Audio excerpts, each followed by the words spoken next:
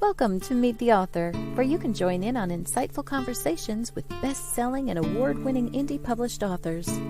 Your hosts today are Rob and Joan, who themselves are indie published authors, book publicists, and paranormal investigators with Tampa Bay Spirits, based in Tampa Bay, Florida.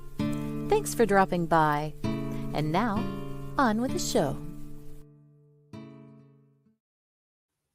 Hi, I'm Rob. And I'm Joan. And believe it or not, as we just went live, StreamYard told us they are having trouble publishing on Facebook. So anyone that was trying to watch us on Facebook, they're not able to get in. Yeah, so hopefully they'll find their way to YouTube, LinkedIn or YouTube or X, Twitter.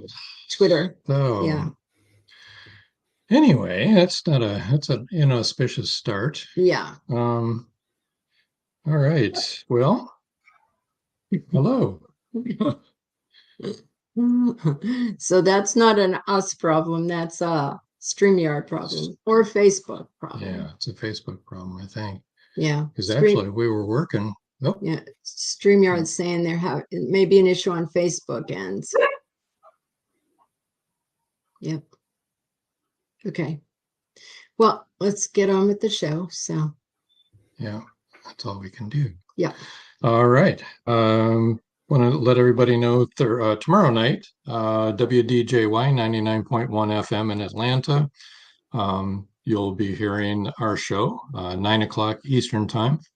It's featuring author David Tyndall this week. And you can also listen to it online at www.wdjyfm.com. Saturday, episode Rewind, will be live from San Leon. It's our episode that we did live from San Leon from Pier 6 restaurant there.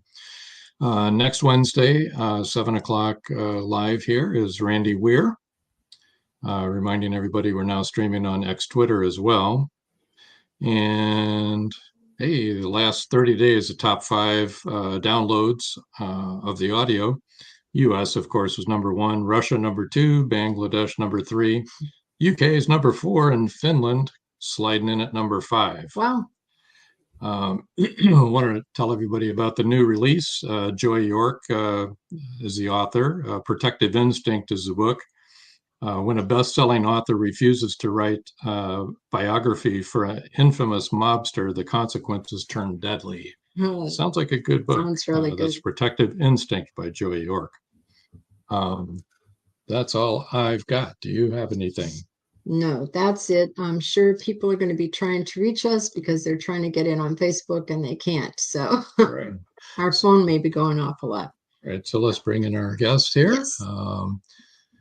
Fellow Magnolia Bluff authors, Linda Pirtle and C.W. Hawes. Hello, guys. Greetings. Hello. What do you know? If it's not Good to one see thing, you. it's another, right? Always. Always, always. Well, Murphy's people Law. always. People will be able to watch it on YouTube later on. So That's right. So how are we doing today? Super. Well, I don't know about CW, but I'm doing great. Yeah. Well, I'm doing okay. The back's a little iffy, but hanging in there. Well, my dog is doing okay too. You can hear her. she wants out of that crate. Yeah, I think I'll let her out. Otherwise, she's going to fuss. Okay, we'll talk to CW. That's right. So CW, you've got a book coming out next Yes. in the Magnolia Bluff series. It's book number 21, right? In the series. In the series. Mhm. And that comes out February 20th. Is that right? Yes, February 20th. Okay. And the title is Who Mourns Electra? So do you want to tell us a little bit about that? Well, it's number one, it's kind of the continuing story in Harry and Ember and their ongoing romance.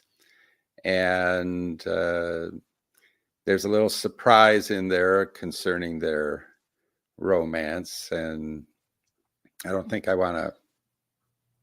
Oh, don't give any spoilers. Yeah, I'm not going to let a spoiler. But anyway, there's a surprise in their romance there. Awesome. But basically, the story starts out, there's been a murder the previous week, and then there's another murder, and then there's another murder. And only that one is the lay leader in Ember's church.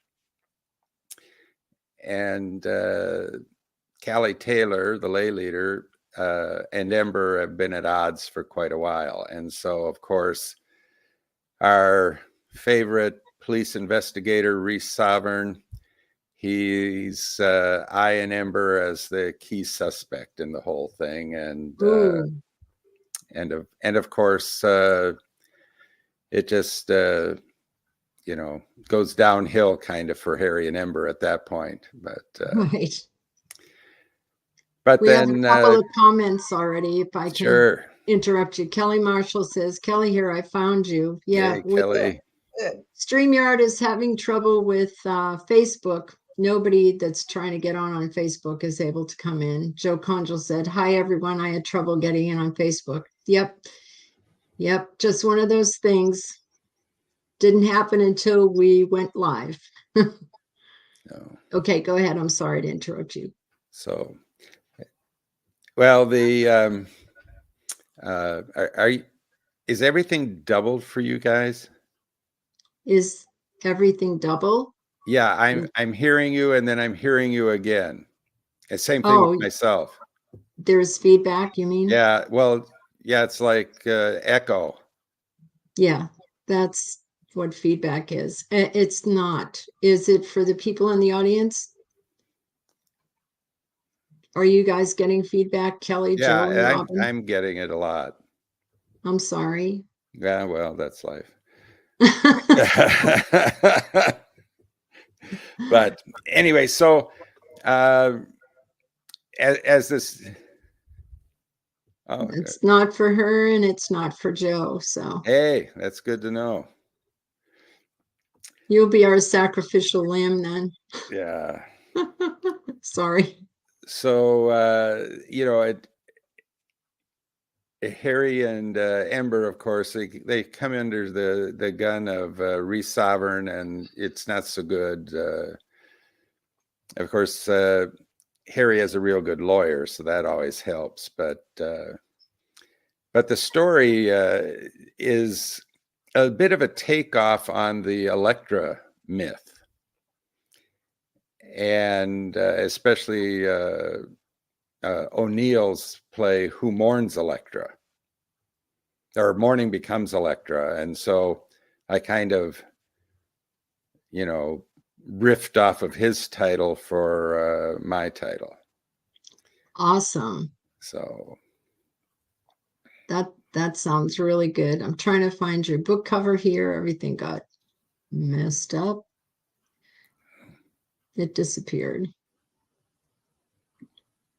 I'm trying. There it is. Oh, here it is. My goodness. Who Mourns Elektra? I like the cover. I mean, it's kind of creepy, murdery. Yeah, Crispian Thoroughborn, the cover artist, he gave like a dozen different samples, and that one kind of jumped out at me. Yeah, this really is good. So that's the one I went with. Robin says, I like it too. She said, creepy good, works. Good. Yeah, especially when you're doing a murder mystery. Yeah. That bloody knife is the creepy part. It's like, what happened? How was that used? Would you like to read a passage? Yeah, I would. I have one here. I I'm going to pick the first chapter. I was thinking of doing something else, and thanks, Joe. I was thinking of doing another section, and then every section I picked had something that was a giveaway. So I said, "Oh, crumb! I'm just going to go with the first chapter." All right, the setting is in February. So the 7th of February it starts. And we're early in the morning, 6:58 a.m. And Harry Thurgood, the owner of the coffee shop, is getting ready to open. Harry erased the chalkboard. "Good morning, Mr. Thurgood. Sorry I'm late." "Not a problem, Estrelita. All as quiet as you can see. No one's waiting to get in. One of these days, Mr. Thurgood. Hopefully. I was at church. I lit a candle and said a prayer for Lila." "That's fine. That was important." "Thank you. I still can't believe it. Another shocker, that's for sure. Do you need some time off?" "No, I'm all right. Now, I'd best make sure these tables are okay." Harry smiled at that. She was a good worker, never complained. He turned his attention to the chalkboard and the daily specials, but his mind drifted back to a week ago. That was when Judge Rutherford B. Jones found the bodies of 16-year-old Lila Santiago and her 18-year-old boyfriend, Dwayne Sanford, star linesman for the Magnolia Bluff High School football team, brutally murdered in the parking lot of his Piccadilly bait and tackle shop. While the judge was saddened at the deaths of the two teenagers, he was more saddened by the negative publicity and that half of his small parking lot had been cordoned off with yellow crime scene tape. At least that was what Harry had heard from Tommy Yeager, chief of the Magnolia Bluff Police Department. The rumor mill speculated that the kids had to have been murdered by a strange monster that had risen out of the depths of Burnett Reservoir, and what the police were calling a knife attack was just a cover-up for the monster's 8-inch-long fangs. After all, what kid standing 6'4" and weighing 210 pounds could get taken out in a knife attack? Graham Houston, owner and editor of the Magnolia Bluff Chronicle, had played up the monster angle, mostly, Harry suspected, because it sold newspapers. He shrugged his shoulders and began writing on the chalkboard.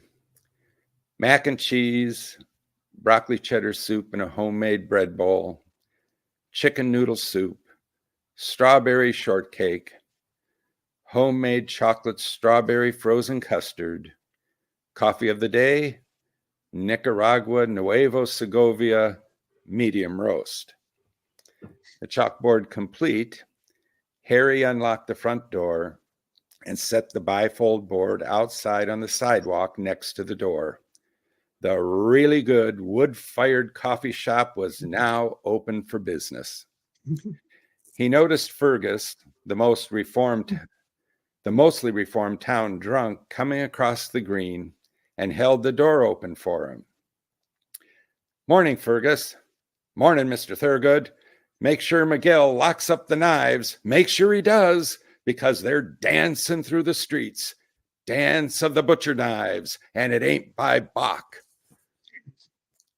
Now, what's going on? Harry asked himself. Is he still talking about last week's murder? He decided he didn't want to deal with the old vet this morning and let the guy's comment drop. "Have a seat over there, Fergus. Are fried eggs, bacon toast, and hash browns okay?" "Yes, sir, Mr. Thurgood.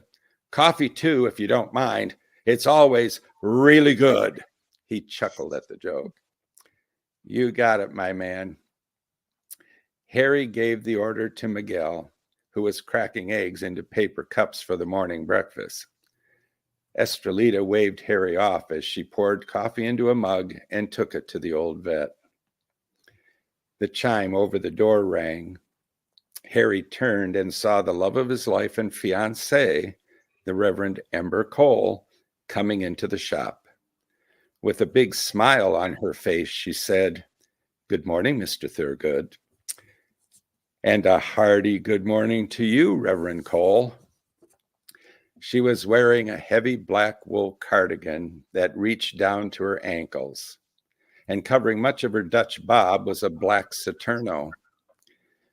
"A bit nippy out there this morning," Harry said. "Yes, it is. A brisk walk helps to generate some heat, though." She removed her sweater and hat and put them on the counter stools.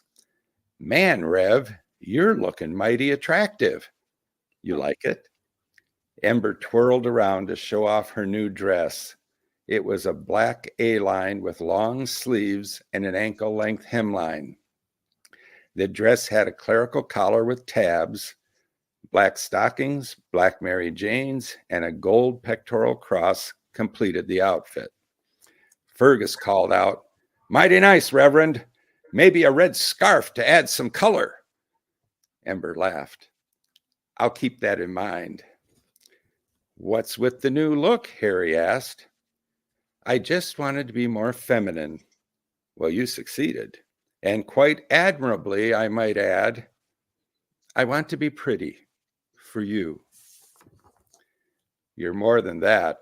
You're beautiful." "Thank you. That means the world to me." A siren shattered the morning stillness, and flashing lights added to the ugliness. "Oh, goodness," Ember said. "I hope it's not another murder." From the corner came Fergus's voice. "The knives! They're dancing again!" Oh, dear. Very good. We enjoyed it. Very nice. I can't wait to read it. Thank you. Paul Hollis says, "Hey, everybody, couldn't find you all on Facebook." Yep, Yeah, Facebook and went- StreamYard are not syncing at all. We didn't know until we started to broadcast. Yeah. And Joe Conjal says, "I love it. Comfort food menu with an exotic coffee selection. You gotta love Harry." We love Harry. He's in our book. You'll hear about that a little later. Robin Madrich says, "Love it. Love the characters. Sounds so good." Kelly Marshall, "You are such a great reader." Joy York says, "Great Joy. reading." Joe Conchal says, "Awesome reading, CW." Robin Madrich says, "The reading was great too." Robin, And by the way, Robin Madrich and Joy Conjal, Joy York. I just married Joy and Joy. I hope you're happy together. Congratulations. Are the newest members of the Tampa Bay Spirit team. So we're Yes. very, very happy. So Joy couldn't find us on No. X either. No, she Great. found us on X.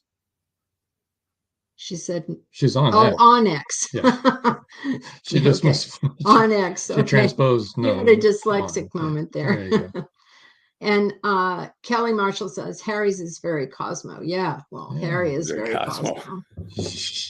Cosmo Topper. We Okay. need to stop and take a We need to take our first sponsor break. break. That sounds really good. And once again, that was a reading from Who Mourns Electra, Book 21, Magnolia Bluff Crime Chronicles. That comes out February 20th. Okay. And should we go ahead and do the, before we do our little break? Or maybe we'll do that when we first come back. Let's take the break real quick. Let's take a break. Yeah. I'm ready to take a break. I'm past ready to take a break.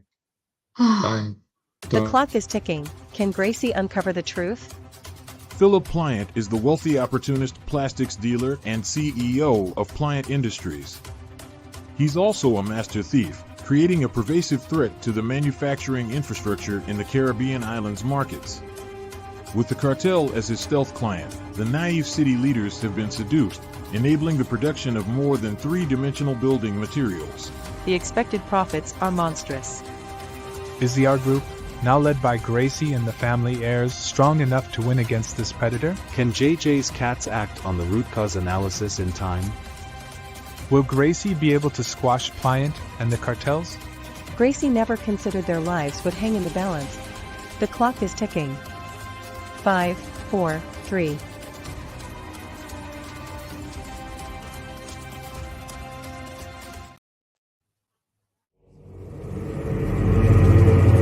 Many secrets are hidden within the darkness of the jungle. Now comes part 4 in the Jaguar series by retired Hollywood scriptwriter George Dismukes. In this saga, Brandon, Andrea, and Naja, the Black Jaguar, go deep into the Mato Grosso jungle on a mission to rescue 2 kidnapped children. During their journey, they encounter many dangers, including Yanomami Indians, bent on revenge for the murder of one of their warriors. Return of the Jaguar is book 4 in the Jaguar series, starting with 2 faces of the Jaguar, the Lost City, and the Jaguar's Quest. All 4 are available on Amazon, Barnes & Noble, and other bookseller websites worldwide. Return of the Jaguar is a must-read.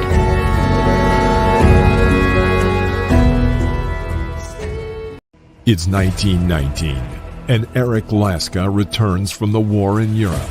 2 new enemies await him in the small, coal-mining town he calls home.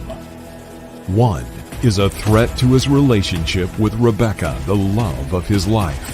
The other, a bloodthirsty beast, is stalking the mining town residents. The townspeople suspect Eric of one of the killings. An old man and Rebecca's 11-year-old sister have seen the beast, but only Eric believes their story. To protect the town and clear his name, he's forced to prove the werewolf exists.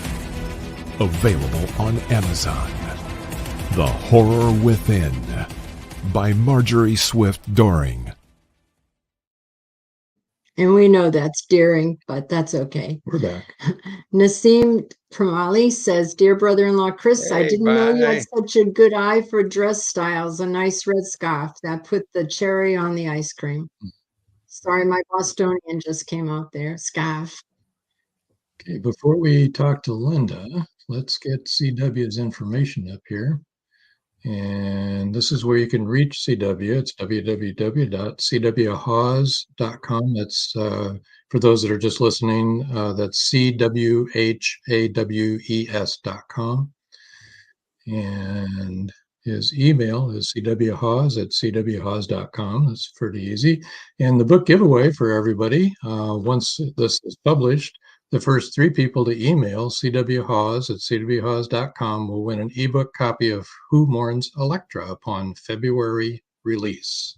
That looks awesome. It sounds awesome. And just to let you all know, we're going to go over the hour tonight. At the end of the hour, we'll be saying goodbye to the Atlanta listeners, but we'll continue. So we'll come back to CW and come back to Linda. Yeah. But we'll just get each one of us in before the hour. Right. So that's the way we'll do it. Right. We got a little rattled with the Facebook thing, but we're okay now. We're back on track. We're fine. We're fine. Okay. So we'll put all that back up again. We'll put it all up after the end of the hour. Yeah. All right. So now, Linda. we haven't had this up. Yeah, we haven't. During this whole thing. So Linda, want to tell us the name of your book and, a little bit about it without giving away any spoilers? I'll try to do that. The name of my book is Girlfriend Retreat, ... cheaper than therapy. And I want to tell you what inspired this story. I have a group of girlfriends whom I have known since elementary school. And I guess for the past 20 years or so, we get together the first weekend in February, and there are no excuses. You be there or you be square. We have a lot of fun when we get together. And so last year we were in Tyler, Texas, and we were at a little, a nice hamburger place where you go to the counter and you place your order. Well, you know how it is when you get a group of women together, they just talk. And the poor person behind the counter just has to wait for the orders to come through because they have to read the whole menu. And there were a couple of young men standing around, and my friend named Marita was trying to be very helpful to them. And since the other register had opened and there was someone standing there waiting to take someone's order, she sweetly suggested that they just move over to that line. It'd be faster for them. One of the guys didn't take very kindly to her suggestion. And so he kind of made a snarky remark. And I think she said something like, well, I was just trying to be helpful. Well, if you harass me anymore, I'm calling the police. So when she told us about that, I said, you know, that's just too good. I have to put that in one of my books. She said, that's okay. You can use my name. I said, good, I'll do that. Well, we were sitting at the table by that time, and someone from the other end of the table said, well, if you use her in your book, I want to be in there too. And so it ended up being every one of those girls wanted to be in my next book. And I said, well, if you're in there, you've got to give me written permission to use your name. And they've been teasing me lately on the emails. They have no idea what I've done to them in this book. And they decided that if they don't like it, they're just going to excommunicate me to Oklahoma. So, and we all know what that means for a Texan. right. And so anyway, when I got all their permissions to use their names, and by the way, I've just used first names, I haven't used last names. I decided that we were going to be young. We weren't going to be the retired group that we are. We're going to be in our 40s. We're going to be beautiful. We're going to have exciting careers. So I listed the careers and sent it all out. And one of them, whom I had made a model, emailed me back and said, oh, I've always wanted to be beautiful. So, that is so cool. You know, and they just talk to each other tongue in cheek, kind of like the ladies in Steel Magnolias. If you remember that movie, that kind of tells my age too. But the story, they've decided that they are going to go to Magnolia Bluff and spend the weekend at the Circle R Ranch. And so when the story begins, when they all arrive, that's where the action is going to begin. They face one chaotic element after another for the whole weekend. So, but they survive. Others don't. Others don't. They can leave making behind them, you know. Joe Condell says, hi, Linda. I love that you're giving your girlfriends a touch of immortality. And Robin Major laughed and said, that's great. It is great. Thank you. Thank you. We think it's really cool too. Would you like to do a reading? I would. I would like to preface it with this as well. Okay. We lost a really good friend from our class not too long ago, and he was a poet.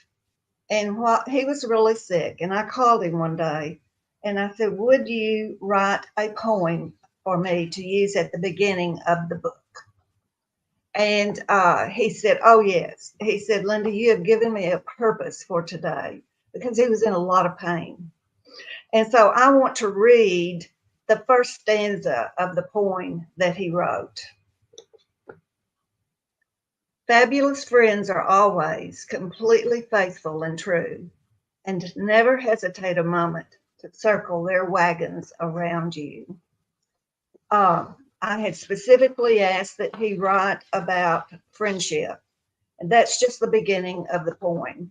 And he knows all of the girls in this group really, really well, and he knows how close we are to each other. So that poem at the beginning of the book means a great deal to me. As a friend, he did that for me. And it was one of the last poems he wrote.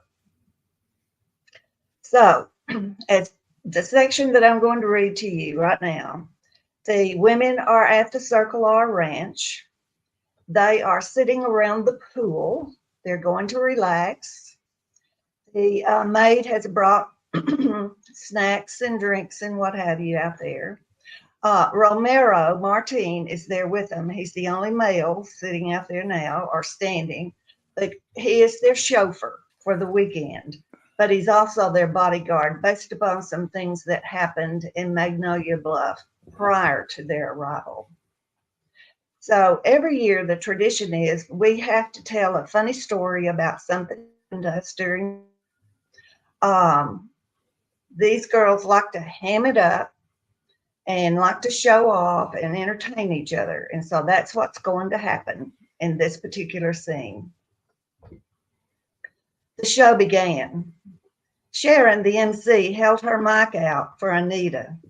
Miss Fashion Anita, would you like to say a few words about your latest design? Anita took the mic, aka a can of hairspray. My latest creation is perfecto for an afternoon beside the pool on a big Texas ranch with the sound of oil wells pumping black gold from the distance. Sharon shaded her eyes and peered at the distant horizon as if she were on a frigate searching for land. She shook her head. You mentioned Texas. Please explain what makes your newest line of swimwear set the tone for a perfect trip west of the Lampasas River. Note the colorful footwear, ma'am, Anita said.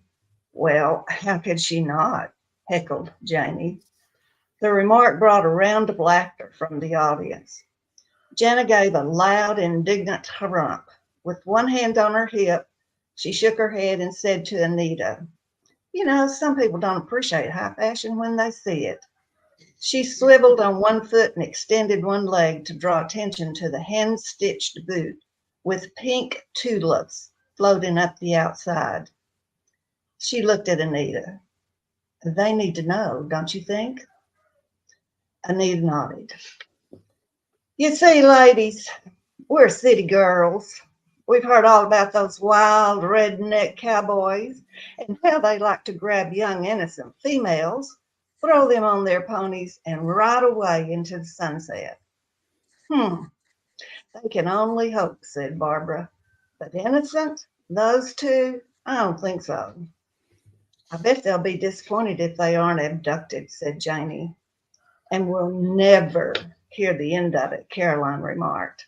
But if they are, they'll never stop bragging, Cheryl added. Jana ignored their comments. So we decided, what did you decide, asked Sharon. To be prepared for anything, Marita asked. Yeah, responded Jana. Mariachi music filled the air. Anita and Jana danced around the pool, showing off their swimsuits and Lucchese boots, waving their sombreros in the air. Laughter and hand claps urged them on. When the music ended, both women fell into chairs and fanned themselves. Romero grinned and said to Marita, who had stood up and was going to the bar for a drink. He asked, has anyone ever called you girls rowdy? Marita turned to the others. Hey, girls, this handsome dude thinks we're rowdy. He ain't seen nothing yet, Jana crowed. Why, when we were in school, we were known as the... Her comment was caught short by the sound of a gunshot echoing its way across the ranch. A bullet struck a pane on one of the French doors and glass scattered everywhere. Down, yelled Romero. And that's the beginning of all the chaos and mayhem these girls face for the weekend. That was great. That was really good. Really good. I liked that. Now we got to find out what happens. I know. Yeah, that was really good. I like that shot ringing out and stuff. That was so cool. Because you don't expect it. No. Hey, we're all having a good time. Oh, why did they choose Magnolia Bluff? And, I'm working with Crispian on the cover, and I'm really anxious to see what he comes up with, because I gave him so many different ideas. You could have a scene from the ranch, from the pool, from the other things, but I can't tell you those because I don't want to ruin it. But yeah, don't. Kelly Marshall says, wow, can't wait to read it. I know, me too. Joe Conjal said, awesome reading, Linda. Love the play between the girls. That is, until the gunshot. Thank you. Robin Thank you very Major much. says, sounds exciting, and I love rowdy ladies. And Joy York says, enticing setup. I wonder why that is, Robin. Maybe because we're a bunch of rowdy ladies. Maybe so. Maybe. We like to have a good time. Absolutely. Let's bring up her. Yeah, let's see where we can see Linda's work. Find Linda's work. If you go to Indie Book Source, that's INDIEBOOKSOURCE.com, you can search her under the author section, and she'll come right up. Under Linda Pirtle. Yeah, under Linda Pirtle. Otherwise, if you go to indiebooksource.com /books -by -Linda -Pirtle, that's PIRTLE, you'll go right to her page, and her books are there, and all the links for social media and everything are there as well. And then, of course, we've got her, if you want to write to her, it's lsgp2019@yahoo.com. That's her email. Yeah, I'm not going to spell that. Anyway, so anyway, that's book 22 in the series. That's Girlfriend, Cheaper Than Therapy. And that comes out March 20th. We don't have the book cover yet. But the book giveaway, she will give the book away upon publication. The first 3 people to email lsgp2019@yahoo.com will win an ebook copy of Girlfriend Retreat, Cheaper Than Therapy. And that's upon the March release. But also, if anyone is interested in getting a paperback, and will that be autographed, Linda? It will be, yes. Then the first one to ask for that in the United States only, I'm sorry, everybody else, but just in the United States, Linda will be giving away one autographed paperback. So we'll be glad to. Yes. So please. Exciting times. Yes, it is. Both of those books sound good. Robin Major says, oh yeah. And Kelly Marshall says, hell yeah, that we're a bunch of rowdy girls that like to have fun and know how to have fun. Oh, Joy and Robin are coming on our investigation at Gettysburg in June. So that's going to be a whole lot of fun. Yes, it is. Yes. Well, I guess we probably ought to take our next break. Next. We're going to be able to come back after we say goodbye to the Atlanta audience and talk to CW, Linda, and RC and JP, which happens to be Rob and I. Robin says, yes, can't wait. Neither can we. She's talking about the Gettysburg investigation. All right. And when we come back, we'll talk to you about our new book. Yes. Sound good? Have a reading. And have a reading. How about that? Not a psychic reading, but an actual reading. Don't go away. It's every parent's worst nightmare. Police officer Madison Jackson awakes to discover her baby kidnapped from her crib. Was it revenge for someone she arrested, or something far more sinister? Madison's estranged husband is incarcerated in Supermax. As the second in command of a deadly Mexican cartel, did he issue the order to abduct their daughter? Bye, Baby, Bye, from author Kelly Marshall. Get your copy today.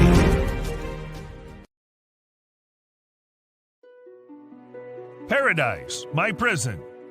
Charlie Flint awakens from a deep sleep and finds himself alone on a tropical beach surrounded by a palm tree jungle and exotic animals. He cannot remember who he is or anything about his life. First, he must find food and build shelter and protect himself from hidden dangers. As his memory gradually returns, it reveals what a very flawed person he is. A man who made too many mistakes, made too many enemies. The implications of the truth are staggering. How did Charlie get there? And will he save himself? Paradise My Prison is the riveting new suspense thriller from retired Hollywood scriptwriter George Dismukes. Paradise My Prison by George Dismukes is available in jacketed hardcover, softcover, and all ebook formats worldwide. Step into the captivating world of skullduggery, where a family of isolated peasant copyholders finds themselves thrust into a web of danger that threatens their very existence.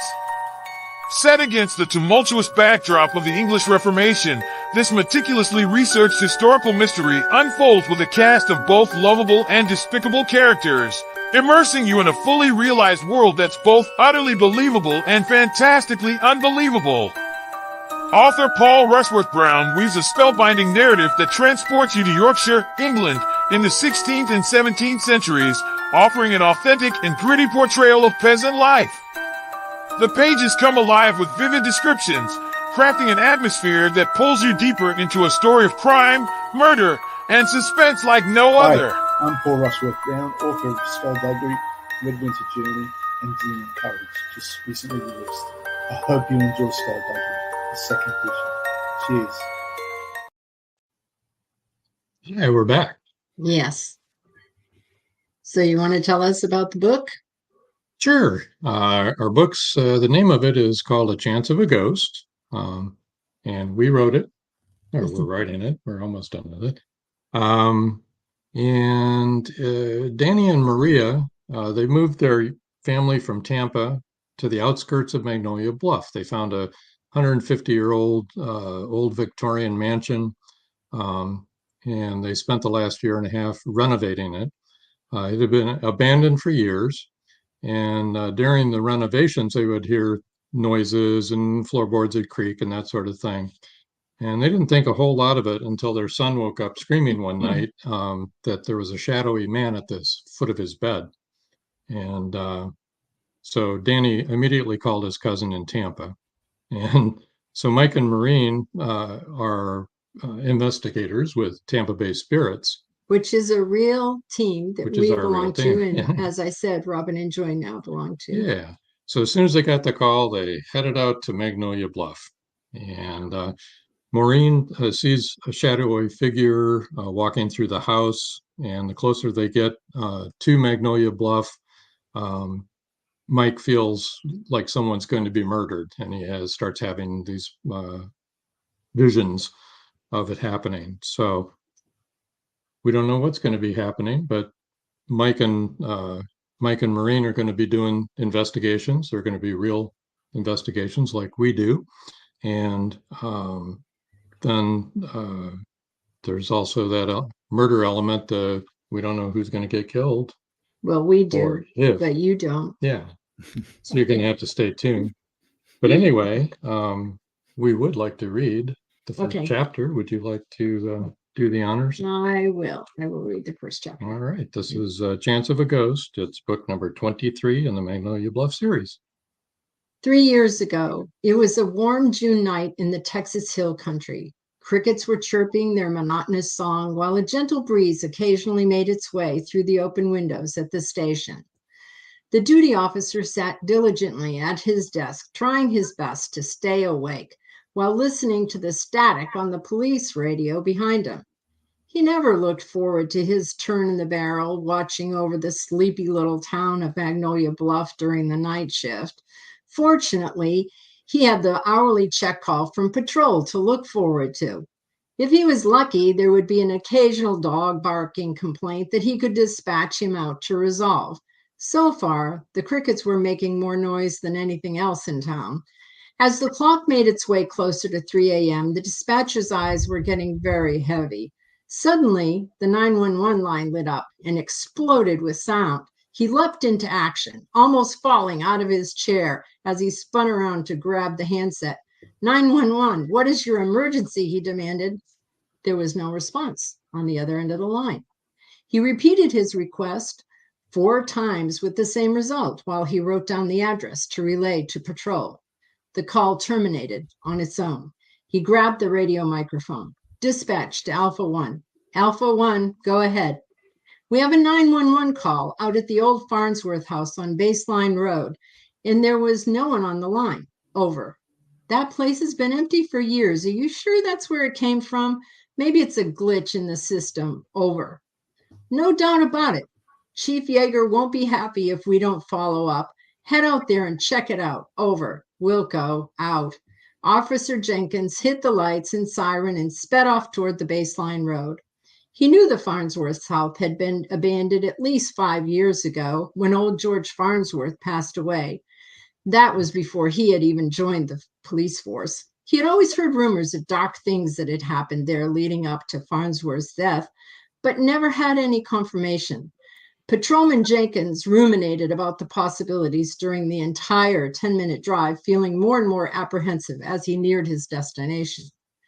Finally, as he rounded the last curve, he saw the deserted mansion appear off in the distance, illuminated by the hazy moonlight. He killed the siren as the patrol car eased off the highway and made its way up the quarter-mile-long, partially overgrown driveway.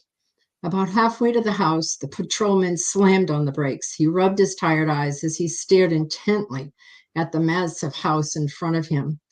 30 seconds ago, he could have sworn that he saw a light coming from a partially boarded up window in a front room, and a shadow passed by before it. Then it all went dark again. It was as if someone was walking around in the dark with a candle. Now it was totally dark. He killed the lights on the squad car as he sat for a few minutes, waiting for the light to reappear through the window. He felt beads of perspiration form on his forehead and thought to himself that maybe he should call for backup. After 5 more minutes of deliberation, he dismissed that idea and decided to pull in the driveway the rest of the way and investigate on his own. He left the car running as he climbed the grand stairway up to the massive front porch. The door was locked, solid, with no signs of forced entry. Jenkins pounded on the door several times. Officer Jenkins, did you call for help? No reply. Hello, I'm responding to a 911 call. Do you need help? He pounded on the door once again. Is there anyone in there? Are you injured? Do you need help? Silence. Spiderwebs and weeds had invaded what was once a welcoming entryway to the stately home. All indications pointed to no one being here for a long, long time, and there was no sign of a break-in. Officer Jenkins went slowly and cautiously around the entire perimeter of the house, checking to make sure all the doors were locked and that all the windows were secure. There were no sounds except for the crickets and an occasional owl hooting in the trees nearby. There were no lights to be seen except the beam from his flashlight. No indication of anyone injured or endangered. No sign of any teen's misadventure going awry. No sign that anyone could have made a 911 call from this address. There was no one there but him. Returning to his car, he radioed back to dispatch and reported his status. Dispatch concurred that he should head back to town. Breathing a sigh of relief, Jenkins turned the car around. As he started forward, he glanced in his rearview mirror. A gray face with sunken, empty eyes stared back at him from the rear seat. Slamming on the brakes, he jammed the car into park and leapt out, drawing his revolver, and opened the back door. The back seat was empty. Officer Jenkins wasted no time getting back in the car. Accelerating out onto the highway and returning to town, he avoided looking in the rearview mirror for the entire trip home. There would be no mention of the gray-faced ghoul in his report, nor did he ever speak of it. Some things were better forgotten. That was the last reported incident at the old Farnsworth estate until now. That's the first chapter.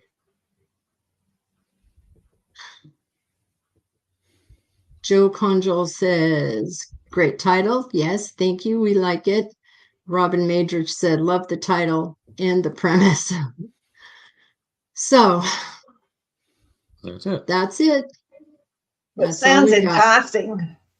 Thank you. Joe Conjal says, love it, love it, love it. Awesome reading. Thank you, Joe. Yeah, we're having fun writing this one. Great first chapter, Robin said. Thanks, Robin. Exciting reading, Kelly Marshall said. Thanks, Kelly. Yeah, we're really having fun writing this one because it's about what we actually do. I mean, we don't see gray-faced ghouls sitting in the back seat of our car ever, but If we do, we'll let you know. How do you two write? How do we write? Alternate? Do you? Yeah. So, yeah, I mean, you're a team, but does one do the main writing or no?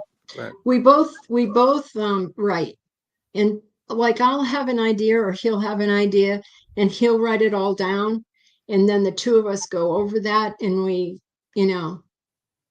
tweak it until we both like the way it sounds.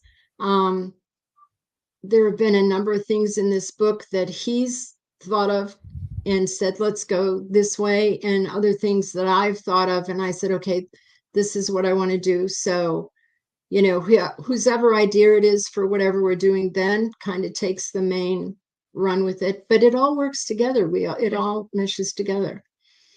Right now, go ahead. No, do you do it like by chapter? Yeah, that was my question. Sort of. Sometimes, actually, I've kind of wrote about the antagonist here. He's writing about the antagonist thread, which will be diced in a couple of chapters. I'm writing about the ghosts. So, and then we'll dovetail them together. So. And then we're both writing about the family and the couples. Mm-hmm. Right. And also Harry is in it, and his shop features in it quite a bit. We've got some comments here. Kelly Marshall said it drew me in for sure. Good. Paul Hollis said, fantastic reads, one and all. I'm excited to read them.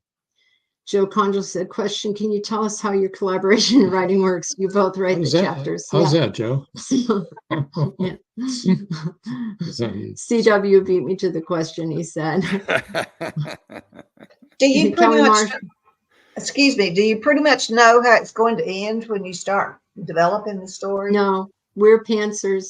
Yeah. So, I know that you are a plotter. We actually, and it's funny because Rob had a dream, and this was about the antagonist, and that's why he went with that.